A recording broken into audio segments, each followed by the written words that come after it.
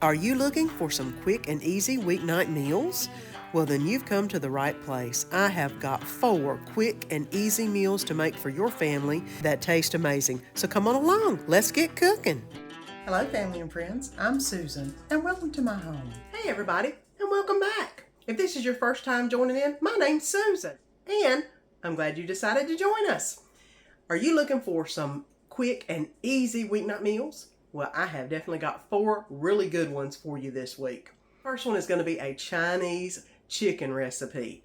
Quick, easy stir fry. Oh, you know how I love them. But saw this one on TikTok. Thought I'd have to give it a try. So come on along. Let's get to making a little bit of Chinese in the house. And tonight we're going to be doing a Chinese chicken breast stir fry. I have got about 4 chicken tenders that I've cut really, really thin to put in. I've got some green bell pepper and some onion because I can't find the Chinese peppers here in Cherryville. You know, just can't find them. So I'm using what I can find. I've got some white cooking wine, some soy sauce or liquid aminos. They called for dark soy sauce. So I have some tamari. I think that's probably what it's meaning by that. I've got some cornstarch and some ginger. So we're going to go ahead and get this mixing up to put in the pan. It's getting really hot right now, so we can start cooking. What I'm going to do is put all the chicken in the pan. I'm going to add in the white cooking wine, which is 1 teaspoon. The soy sauce or liquid aminos, which is 2 teaspoons. The dark soy sauce, which is the tamari, which is 1 teaspoon. And the cornstarch, which is also 1 teaspoon. Now I'm going to just basically gently mix everything together. And now we're going to get it in the pan. It doesn't say to add any sesame oil or anything like that in the pan, which is unusual to me, but I will go by what it says. Okay, I've let the chicken brown a little bit. I don't want to overcook it. I don't want it to be dry. I'm not a dry chicken kind of person. So I'm going to go ahead and get the chicken out into a plate. Well, it'd be easier if I just do this and dump it out. That's what that spout's for. Alright, I'm going to go ahead and add the peppers first. Like I said, I could not find the Chinese red and green peppers, so I got the best I could, which was American bell peppers. So I've got them. I'm going to go ahead and let them cook a little bit, and then I'll add the onion. Okay, I've let the green beans cook a little bit. I'm going to go ahead and add the onion in. And maybe a little bit of water, because it is a little bit dry.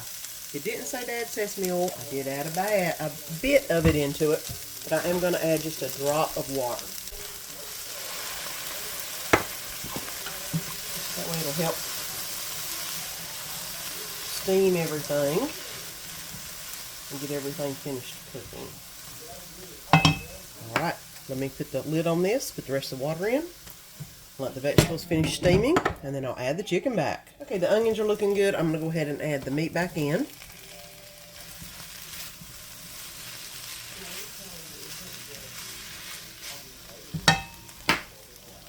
I'm going to add 2 more teaspoons of the soy sauce in.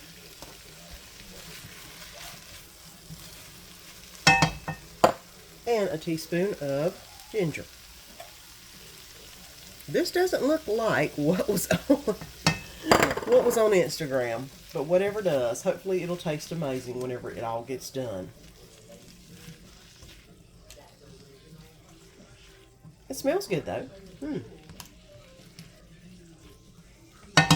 Okay, let me turn this on low, let them simmer for just a little bit, and then it'll be time to plate up. And let's get everything plated up. And I made some quick rice in the Instant Pot. I'm going to go ahead and put the chicken. Okay, and here it is. The stir-fry chicken from Instagram that everybody's talking about. We'll see how good it is. And it looks actually pretty good. So, it's time to eat. You know when you come back from vacation and you just want something that is home cooking, well, my version of home cooking. We love a cheeseburger quesadilla. One of my favorite meals, one of the quick, easy ones, something you can make and it tastes amazing and everybody loves it. So, come on along. I've got my ponytail up. Let's get to making some cheeseburger quesadillas.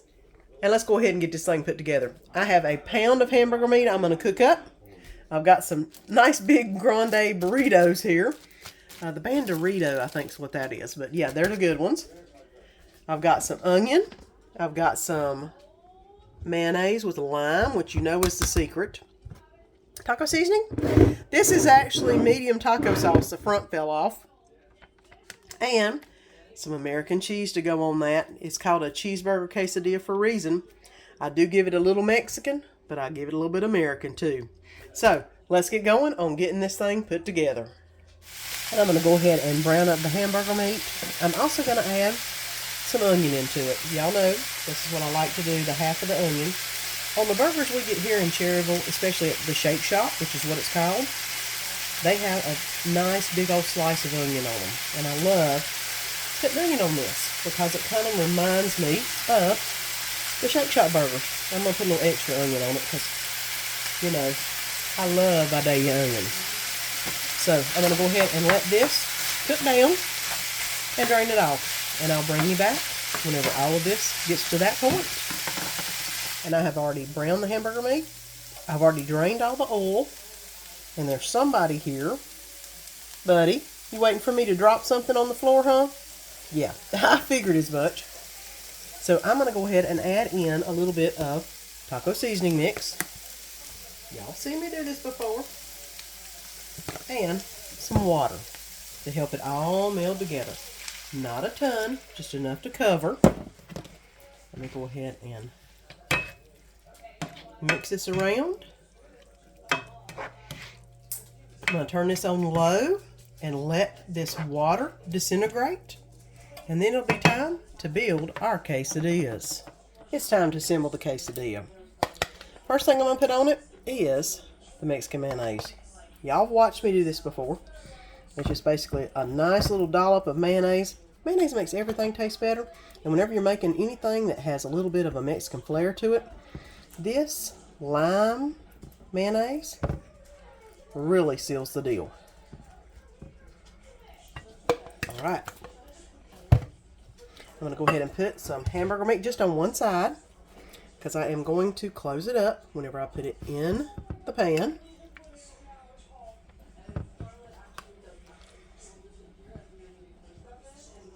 Make sure I've got plenty.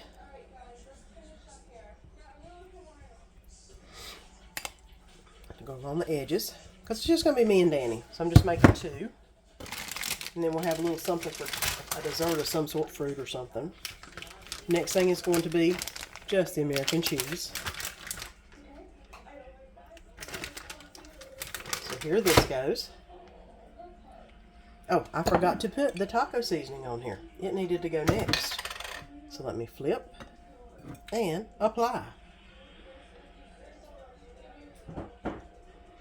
Don't need a ton, just a little bit. Nice, something good with some flavor on it. It's like I said, this is a amalgamation of flavors. But it is so good. Alright, there's that. We're going to flip this over. And now I'm going to put this in a warm pan and get this all nice and heated on both sides. What I do is just go ahead and heat the pan up a little bit and put one in. And then put the cover on. That way it'll heat up. And I'm not going to leave it in there for long. And then I'll flip it and I'll show you how nice and brown it is. I've had it on a good medium heat for a little while. What I'm going to do is slip it onto, and I don't know if I can show you easily. I slipped it onto a pan, and now I'm going to turn it around. And now I'm going to go ahead and flip it back into this pan, like that. And there you go. Look how good that looks on that side. That's the easiest way I figured out how to do a quesadilla on both sides whenever you're only using half a quesadilla. It works with the full one also, but with Danny and I, half is usually really good. So let me go ahead and get this browned up, cut up, and ready to serve. And here we go. What I normally like to do is cut it in thirds. That way there's two ends in the middle. And then stack them. And on each side. Yep. That'll work. I'm sorry. But does that not look amazing? I also like to put a little bit of sour cream right there to dip the quesadilla in. So there we go. Cheeseburger quesadilla. And it is so good. Your whole family will love it. Well, I don't know about you, but I have been wanting some pork.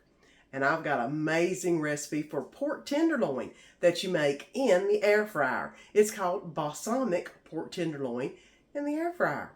So simple, so easy, quick marinade, and then you cook it to perfection. So come on along. I've got my ponytail up. You know it's time to start some cooking. And we're going to be making an air fryer balsamic pork tenderloin. What I've got here is a boneless pork tenderloin that, of course, I got on sale, guys. Nice, inexpensive, but should make a really great meal. I've got some balsamic vinegar. This is the Alessi, which is not very acidic and it's not super sweet, so it's really good. We really have enjoyed the balsamic vinegars since we've been in Italy, and this is one of my favorites right now here that I can get in the United States. Got to get some soy sauce, a little bit of lemon juice, some onion powder, some garlic powder. This is actually rosemary from my garden last year that I'm going to be putting in, and some brown sugar. So let's go ahead and get it all ready to start marinating the pork loin. It says you need at least 30 minutes. 2 hours would be great. Don't have quite that much time, but let's get it into a Ziploc bag. And I got the pork tenderloin out of its plastic, and I rinsed off the other marinade that was on it. It's okay, but I definitely want to try this new marinade. And I'm going to put in 3 tablespoons of balsamic vinegar, which is the Alessi. 1, 2, and this is 3. Like I said, the Alessi is the one that I'm favoring right now the most. It's not too sweet, it's not too acidic, it's really good, which surprises me. 2 tablespoons of soy sauce, which I'm using Bragg's Liquid Aminos.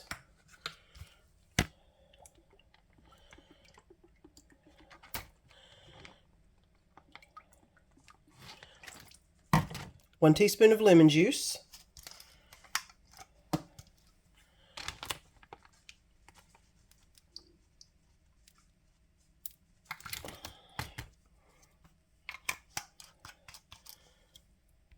2 tablespoons of brown sugar.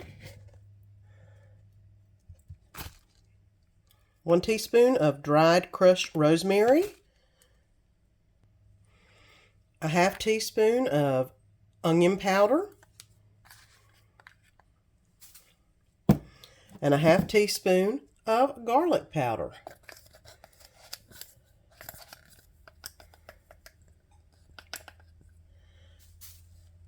All right. Now that is everything I believe it needs. It is. So I'm going to go ahead and dislodge it from the sides. And take it out of its holder. Take as much of the air out as I can. And then rub the meat around in it. So all of the flavors get all dispersed amongst the meat. Now, this is going to sit on the counter and marinate for about 30 minutes. And then we'll get it in the air fryer and let it cook up. And I've preheated the air fryer to 400 degrees. I'm going to go ahead and put the pork tenderloin in that I've been marinating for the past more than 30 minutes. I'll go ahead and put the silver part down. All right. I'm going to flip it 10 minutes through. So let me go ahead and let this work its magic. And I'll see what it looks like in 10 minutes. Okay. And I know it looks burnt, but it's not. That's the bottom. That's what was on the bottom. This is what's on the top. I'm going to let this set for about 2-3 minutes before we cut into it. So look. Oh, and that right there is all of the sugar and glaze that is caramelized. It's not burnt. You see how that's sticking out? Sugar and glaze caramelized. So good. I'll bring you back when we cut into it and plate it. And after it's rested for a few minutes, here's what it looks like. Let's get it plated up. And let's cut into this and see what it looks like. And let's go ahead and cut a couple pieces. Dump it on the plate. Very nice. Nicely done. Not overcooked. Not undercooked, which is the big thing with pork. You want it to be at 145 degrees in the center. This glaze is the bomb. Oh, it's like hard candy almost. It's so good. Yep, I'll take that end. All right. Now, let's get it plated up. I'm going to go ahead and put a couple pieces on the plate. Beautiful. A little bit of mashed potatoes. All right. And some of my green beans.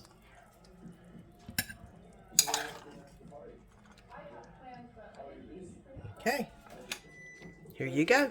Green beans, mashed potatoes, and balsamic glazed pork tenderloin. And it's what's for supper tonight. Are you ready for an amazing chicken recipe? Oh my gosh, this thing is so good. I just had to try it out, and I had to tell you about it. It is called Boursin Chicken. Y'all know I love the Boursin cheese. The Boursin chicken is to die for also.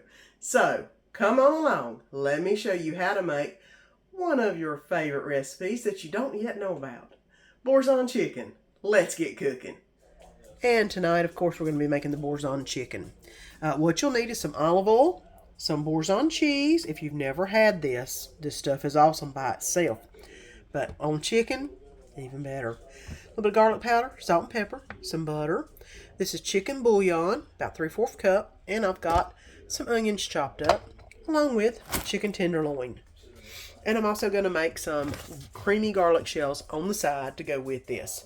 So let's get started on the Boursin chicken. I've got the heat on medium right now. I'm going to go ahead and put 1 tablespoon of butter and a tablespoon of olive oil in the pan. And then I'm going to go ahead and put my chicken breast, well, chicken tenders that is. I've got 4 that I'm going to go ahead and put into the pan. It says to use two large chicken breasts and cut them in half. I just had chicken tenders, so I'm going to put 4 of the chicken tenders in there. And it says to salt and pepper well.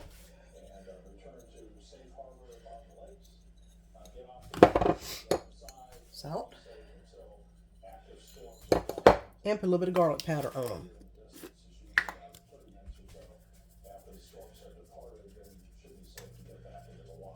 All right. Now just got to let the pan come up to heat so I can get these cooked. I'll bring you back whenever they get a little bit done. And I've been cooking these for a few minutes. And I'm going to go ahead and take them off or out of the pan. Okay, come on.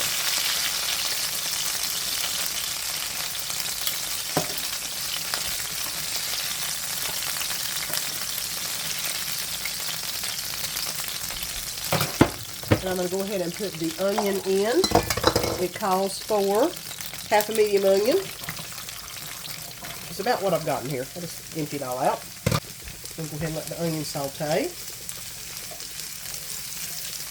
That'll help get all the good burnt on areas down here off the pan. I'm going to go ahead and cover this while these saute for just a few minutes. So the onions have turned a little bit, not opaque, but a little bit golden. I'm going to go ahead and add in the chicken broth, the 3/4 cup of chicken broth, to the pan. And let that bubble for just a minute. And then I'm going to add the Boursin cheese. So it's starting to boil just a little bit. I'm going to go ahead and add in the Boursin cheese. And I'm going to try to cut it up into some pieces. It's a crumblier cheese anyway, especially when it's cold. So it kind of crumbles, as you can see. I'm going to go ahead and put that in the pan.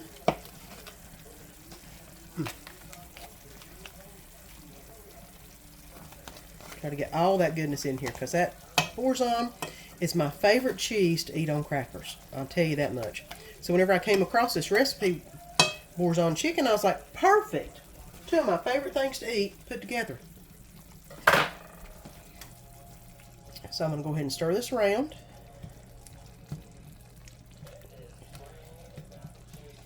Now what you want to do is let this simmer for just a little bit to create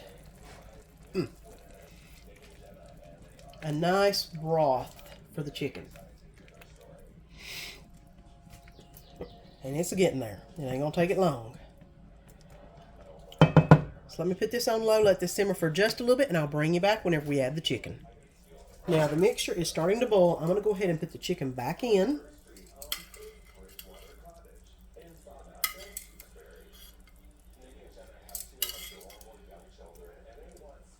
Put it in there, flip it over.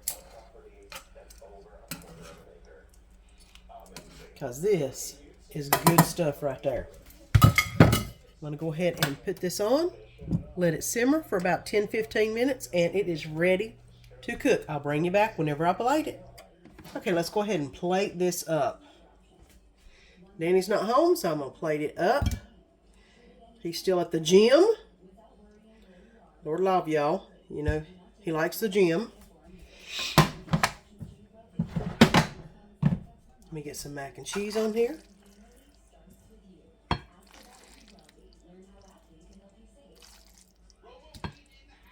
I'm going to go ahead and put some bread on the plate. We got accustomed to bread while we were in Italy, guys.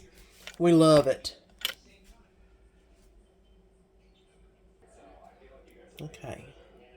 Now what I'm going to do is I'm going to put some of the juice from the chicken on the chicken and the bread. Look at this. I mean, I know this is going to be amazing because I know what Boursin tastes like. A little bit on the chicken.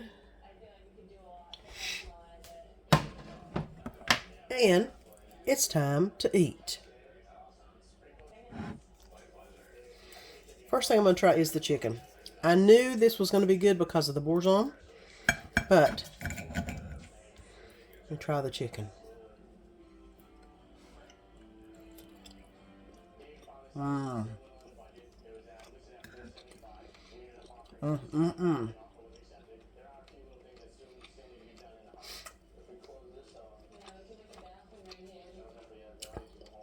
That is so good. I wish I'd have made some mashed potatoes or something. That's why I used the bread. I figured the bread would be a good thing to sop up all this goodness. Because it is like the best gravy that there ever was.